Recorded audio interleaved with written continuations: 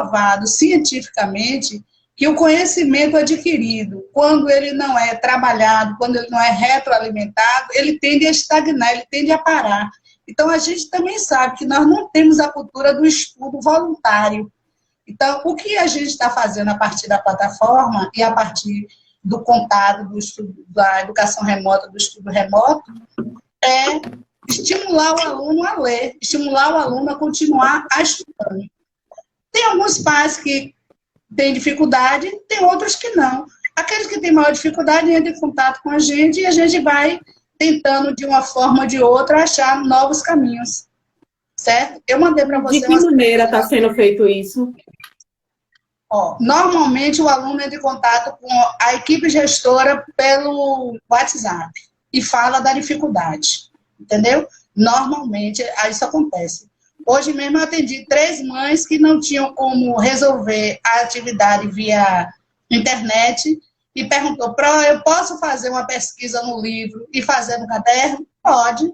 Faça a pesquisa no livro, registre no caderno, tire a foto e mande para a gente. Então, o objetivo maior é o contato com a formação e isso o aluno está tendo, certo? Independente de que meio ela vai usar. Estava até verificando uma informação de que a gente está, no meio dessa disseminação de tanta informação, utilizando os termos errados de educação à distância e educação remota, porque a educação à distância ela é regulamentada, né, inclusive pelo MEC, e existe toda uma estrutura para que esse conteúdo chegue ao aluno. Então, existem aulas que são preparadas, existem exercícios, ou seja, é uma forma de educação que é planejada. Então, de uma maneira assim, vamos dizer assim, como a gente está utilizando esse termo de forma errada, como se esse tipo de plataforma que está sendo utilizado agora para poder estar preenchendo essa lacuna, porque essa criança, esse adolescente não pode ficar, né, sim, está trabalhando o conteúdo, né, ele, na verdade, é uma educação remota, é como se fosse algo para poder estar suprindo essa lacuna, mas não, o termo, na verdade, não é EAD, e sim educação remota. Exatamente. As pessoas começam a falar um bocado de coisa sem aprofundamento. O que a gente pretende hoje não é fazer o ensino EAD, até porque a própria escola pública nenhuma está preparada para isso. O que a gente pretende é estar dando suporte ao aluno para que ele possa continuar aprendendo. E não aprendendo a educação formal para fazer prova, aprendendo porque a vida é uma constante aprendizagem. Deveria ser inerente da situação do ser humano fazer uma leitura diária, deveria fazer parte da nossa rotina. Olha, todos os dias eu vou me sentar e vou ler 1 hora por dia, né? Isso deveria já ser igual a gente almoçar. Todo dia eu almoço, janto, tomo café.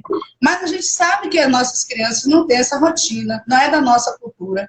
Então, o nosso objetivo maior é estabelecer uma rotina para que a criança, quando volte à escola, não esteja tão distante. E você falou muito bem quando você pontuou que não é educação à distância. O que a gente está fazendo é um modelo é uma educação à distância, mas não é em EAD, porque são modelos de educação diferentes. Diferentes. E que não é essa a proposta nossa, sob hipótese alguma.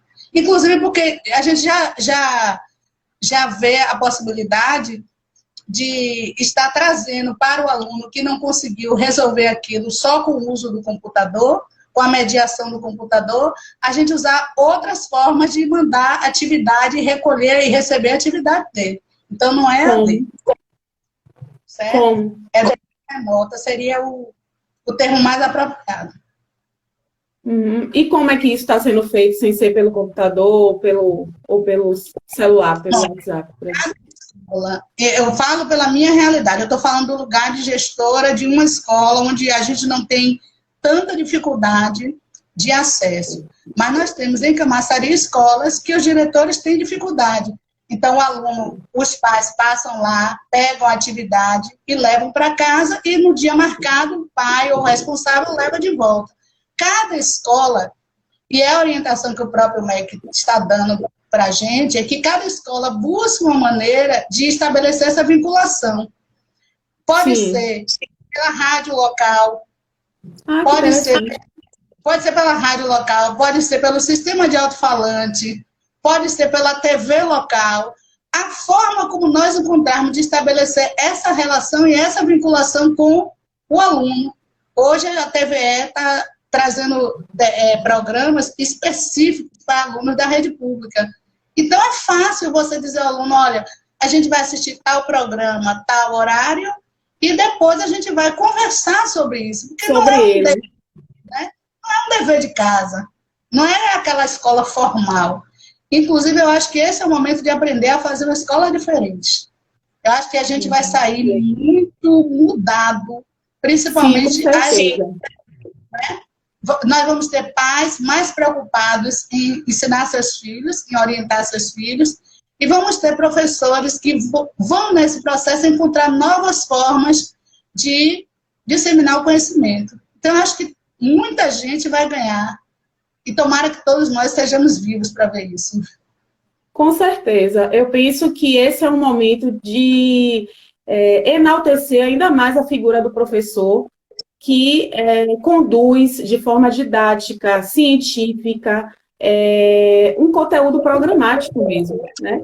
Eu Sim. penso que se nunca antes na história desse país se pensou efetivamente nisso, precisou dessa ausência de contato para que nós voltássemos nossas atenções para a figura do professor e ver como ele é importante. E eu penso, para além disso, tem pessoas que já se especulam, né, se o financiamento da educação vai perder com isso. Eu penso que se a gente não, muito pelo contrário, não investirmos na educação, a gente não vai conseguir, inclusive, sair da questão da crise da pandemia. Por quê? Porque perpassa pela questão da higiene, perpassa pela questão de saneamento básico, perpassa pela questão da educação mesmo com certeza esse vírus vai mudar a forma como a gente vai lidar diretamente com as pessoas, com as aglomerações, e tudo isso para que a gente possa ter um comportamento reativo de forma positiva, para que a gente continue, né, consiga passar com a nossa embarcação para o mundo pós-coronavírus, vai passar pela educação. Sim. Se a gente não tiver munido dessas informações e fazer uso delas, né, para se manter, até se autoproteger e proteger o outro, né, eu não vejo outra forma. E isso perpassa pela educação, pela figura do professor. E é uma coisa que a gente tinha perdido, que é essa conexão com a comunidade, a conexão com o pai do aluno. Então, nesse momento, cada um está tendo que ocupar o seu papel, né? O pai está tendo que ter o papel dele de orientador, porque não é simplesmente mandar o aluno para a escola, ele agora vai ter que pegar o aluno e dizer, olha, está aqui essa atividade, porque a grande maioria das atividades vão para o WhatsApp ou para o e-mail do pai, vai estar aqui essa atividade, senta aqui, embora fazer. Então, essa responsabilidade de cobrar que o aluno sente e estude, está tendo que ser dividida entre a escola e o pai. Responsabilidade que a grande maioria dos pais tinham delegado à escola. Então, ele agora está vendo que nem ele sozinho consegue e nem a escola sozinho consegue. Então, vamos ter que juntar família, comunidade e pais e o governo para sair... Todos contra o coronavírus, né? Literalmente.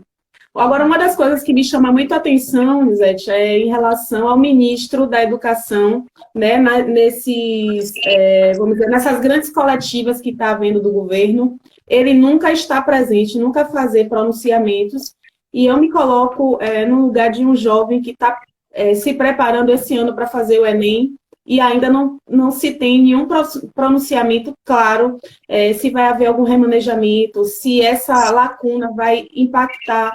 Eu sei que não as séries que você trabalha, mas com certeza você tem colegas na área e alunos, ex-alunos, a comunidade está toda preocupada em relação a isso. A gente sabe que existem muita parte dos nossos que são prejudicados em relação a cumprir os conteúdos e chegar com êxito, com propriedade para fazer essa prova e adentrar nas universidades, que é esse o objetivo. Então, como é que você vê em relação a isso, de não haver ainda uma sensibilidade ou um pronunciamento ainda efetivo referente ao Exame Nacional do Ensino Médio? Olha, eu tenho acompanhado diariamente de 10 às 11 horas, reuniões com um grupo de gestores do Brasil inteiro. E, normalmente, sempre nessas reuniões tem alguém do Conselho Nacional de Educação. Hoje tivemos uma reunião com, deixa eu ver se eu tenho aqui escrito, eu anotei para falar, mas com a professora Maria Helena Guimarães. Ela é membro do Conselho Nacional de Educação e ela foi bem clara a posição do Conselho contra essa manutenção das datas do Enem. Então, não é um ministro só que vai resolver. Eu acredito que a equipe do Conselho Nacional, como a equipe dos Conselhos Estaduais, que eles existem para isso, para estar regulando e dando luz aos incautos, né? Então, eu confio muito nessa equipe que está aí, porque esse povo todo que eu tenho estudado, tenho ouvido todos os dias de manhã, inclusive compartilhei algum material com você. É um pessoal que está muito sensível para o momento e que as falas são todas de que não convém manter as datas. Então, eu acredito que sabe aquela coisa que o baiano gosta de dizer, muita calma nessa hora? Eu acredito que vai ser remanejado. Agora, por exemplo, eu acho que tem datas que não precisam, tipo, agora foi a inscrição da isenção. Sim, né? A inscrição da isenção. A inscrição da isenção. Bom, a inscrição da isenção, todo mundo pode fazer de casa. Quem, né? Sim. Então, inclusive, dizia as pessoas que estavam ligadas a mim, mas pode prorrogar, mas pode não prorrogar, então façam. Então, eu acho que o que eles estão fazendo o que dá para fazer, vamos fazer. Agora, tenho certeza que essa data do Enem vai ser remanejada, porque não tem como não fazer, né? Então, eu acredito que o conselho, que não é uma cabeça só, que é do ministro, né? Mas é um grupo de pessoas que são, em geral, educadores, que vão rever isso. Eu tenho quase certeza que vão rever, pelo menos pelas falas que eu tenho ouvido desses grupos, de alguns membros desse grupo, entendeu? É porque eu sinto um pouco falta de pronunciamento como linha de frente mesmo. Eu estou achando ele se isentando mesmo de se colocar na linha de frente e conduzir, né? Porque, inclusive, por exemplo, diz que eu li a respeito que o Ministério da Educação não tem acompanhado muito os estados e os municípios nesse processo de reagir ao coronavírus na questão da educação, né? Vocês estão meio que agindo de forma autônoma. É isso mesmo ou é informação desencontrada? É porque nem poderiam. Na verdade, os estados e os municípios têm uma certa autonomia. Nós temos autonomia. Né, que é nossa linha condutora, mas os estados e os municípios têm uma certa autonomia. Então, já houve do MEC uma resolução que flexibiliza de 200 dias letivo para 800 horas. Né? Sim, essa é uma outra preocupação. Pois é, já existiu essa flexibilidade. Já existe uma discussão sobre os anos iniciais e educação infantil. Que flexibilidade vai se dar? Agora, é porque, assim, é muita coisa para se decidir e que não se pode se decidir assim, a toque de caixa, no achismo. Porque tem que se ler, a gente tem que se debruçar em cima do que está posto para depois não fazer bobagem. Então, eu quero acreditar que esse silêncio pode ser cautela, porque a gente não sabe quando isso vai acabar. O que se fala nos meios, e eu estou falando porque o grupo que a gente faz estudo todo dia de manhã é um grupo que tem gente do Brasil inteiro, o que se fala é voltar às aulas a partir de junho. Então, pense aí, a partir de junho, e voltar de forma gradual. Vamos ter várias coisas para fazer. Não é pegar os meninos e jogar na sala, né? É reunir os professores, montar uma estratégia. Uma estratégia. As escolas todas, higienizar tudo, pensar de que forma cada aluno vai voltar, cada turma vai voltar. Nós temos salas com 30 alunos, vamos manter 30 alunos numa sala?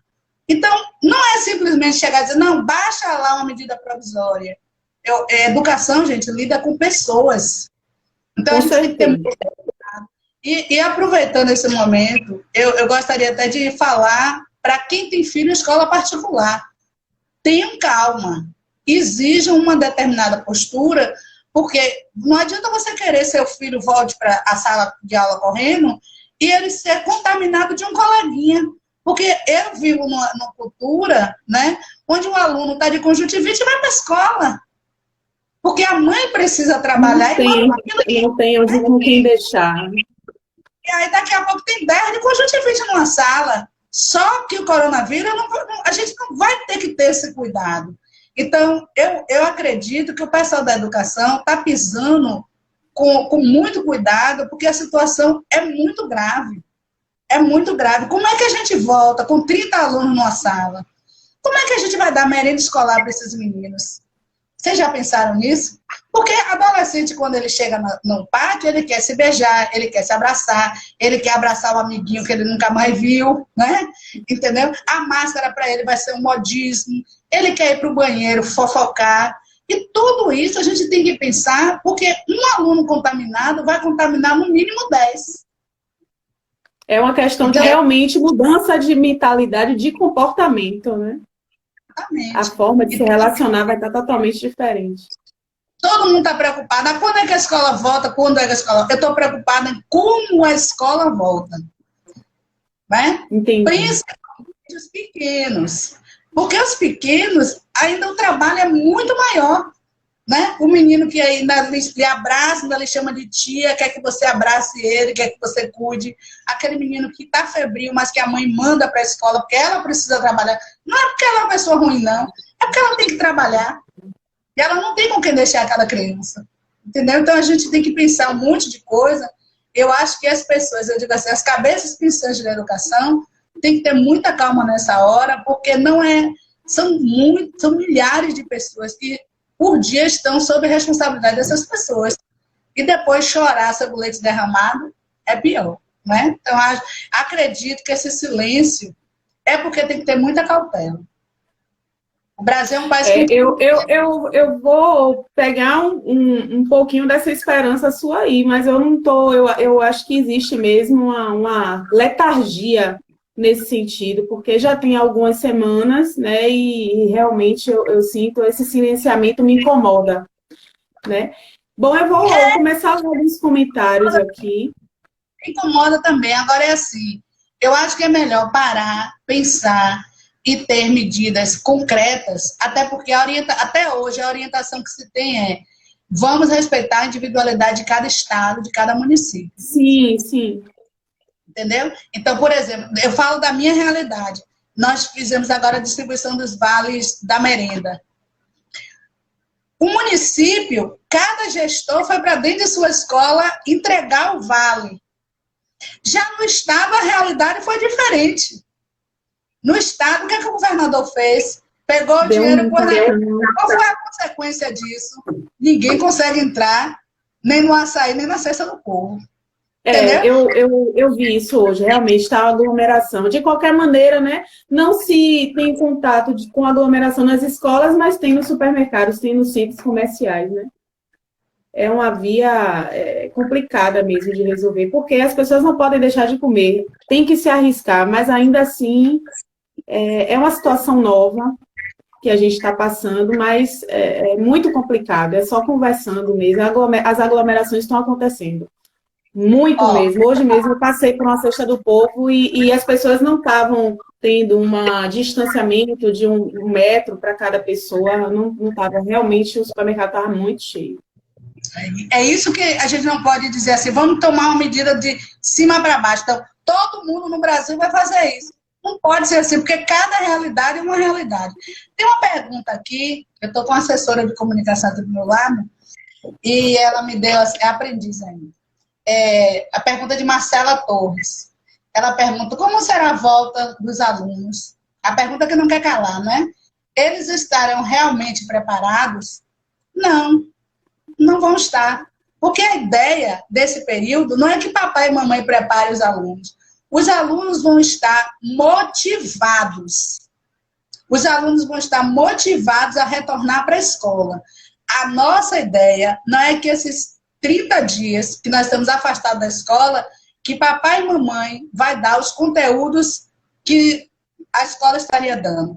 A nossa ideia é fazer a aproximação do aluno com a escola, fazer com que o aluno não perca o desejo de ler, fazer com que o aluno não perca o desejo de estudar. Entendeu? Agora, as habilidades que ele deveria ter, ou que ele deveria ter construído nesses 30 dias, acredito que não. Porque papai e mamãe não é pedagogo, quem sabe fazer isso é quem estudou para, né? Ele vai estar, talvez, mais motivado, dependendo da criança e da família que ele tenha. Se for um aluno que tenha dificuldade de leitura e ele for mais estimulado em casa a ler, pode ser que ele volte até lendo melhor. Se papai e mamãe sentar com ele, pegar um livro de história, fazer aquilo que o professor não tem tempo de fazer, porque o professor não tem tempo de... Destrinchar a leitura, né?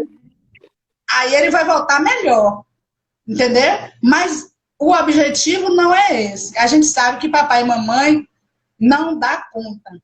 Eu mandei para você ontem um videozinho de um menino falando: a minha mãe não sabe fazer aquilo que a senhora faz, né? A minha mãe não sabe fazer, porque a minha mãe trabalha em restaurante, então ela não tem as manias que a senhora tem. Então isso está rolando, né?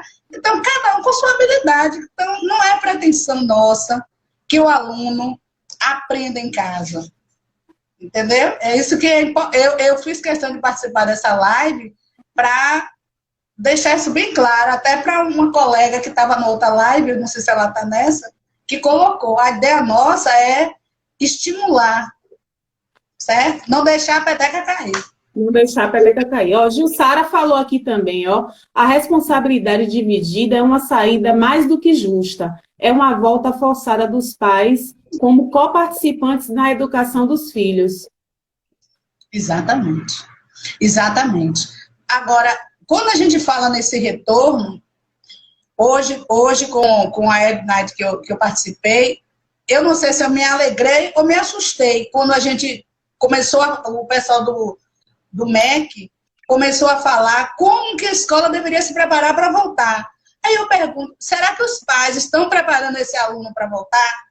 Porque você tem que orientar seu filho, que quando ele voltar, antes de entrar, que ele não vai poder mais ficar abraçando o coleguinha, que ele vai ter que lavar as mãos, que o copinho dele é dele, uso exclusivo. Então, todo mundo vai ter que se preparar para voltar.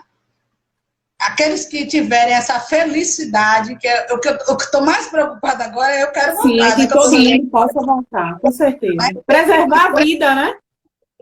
Pois é. É como voltar. Como voltar? Talvez tenha salas aí que tinham 30 alunos e que só vai poder ter 15. Para evitar aglomeração. Para evitar aglomeração. Alex está perguntando aqui, ó. Essa plataforma está sendo pensada apenas para o momento da pandemia ou será utilizada como ferramenta também no retorno dos alunos? Na verdade, olha, eu não estou aqui fazendo propaganda de Camaçari, não, viu? Mas vocês que estão falando da plataforma. Na verdade, essa plataforma é um desejo muito antigo já, né? O processo só agilizou. Ela vai ficar disponível, né?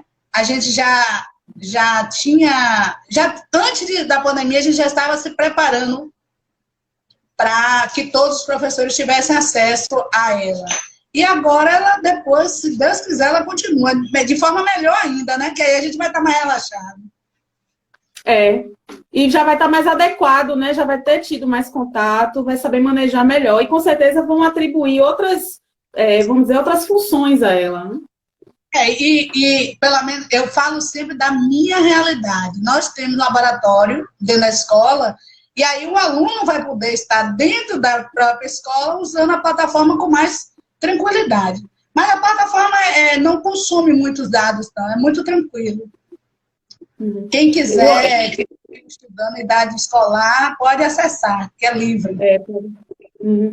O que eu acho interessante desse momento de pandemia, quando a gente atravessar essas águas turbulentas, porque eu tenho muita fé que a gente vai atravessar, é o legado que cada pessoa dentro da sua esfera vai poder deixar. Imagine, daqui a alguns anos, né, vamos dizer, essa plataforma vai ser referência, né? para alunos que ficaram esse período, que já pensou os descendentes desses alunos que passaram por isso, né, vai poder dizer aos seus filhos e netos que passaram por essa pandemia, passaram por essa lacuna, né, de estar tendo contato com a escola, que fizeram uso dela, né, utilizaram naquele momento da melhor forma possível, se aproximaram dos seus pais. Quer dizer, a gente sabe que a realidade de muitas famílias não é esse mar de rosas. Inclusive, está havendo um disparate aí de violência contra a mulher nesse período de quarentena. Não sei se você tem tido relatos de famílias ou de situações próximas, né? Porque o entorno, acho que o gestor acaba sendo esse mediador de violência, né? Que, consequentemente, com certeza, as crianças também sofrem, né? Como é que você está percebendo isso? Não, agora, como a gente não está muito próximo, que esses relatos, eles chegam para a gente muito na escuta, né? Muito no acolhimento. E como a gente não está tão próximo, né? Quando a gente percebe o olhar de uma criança triste, quando a gente percebe uma criança mais arredia, que a gente chama para conversa, que a gente consegue detectar esses relatos. Mas, nesse momento, pelo menos na escola, não. A gente tem ouvido algumas coisas na nossa comunidade aqui em Arembepe, né? Mas, infelizmente, o ser humano não está acostumado a ficar muito. Cara, travou.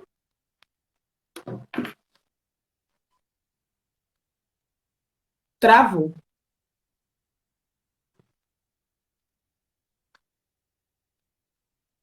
É uma pena.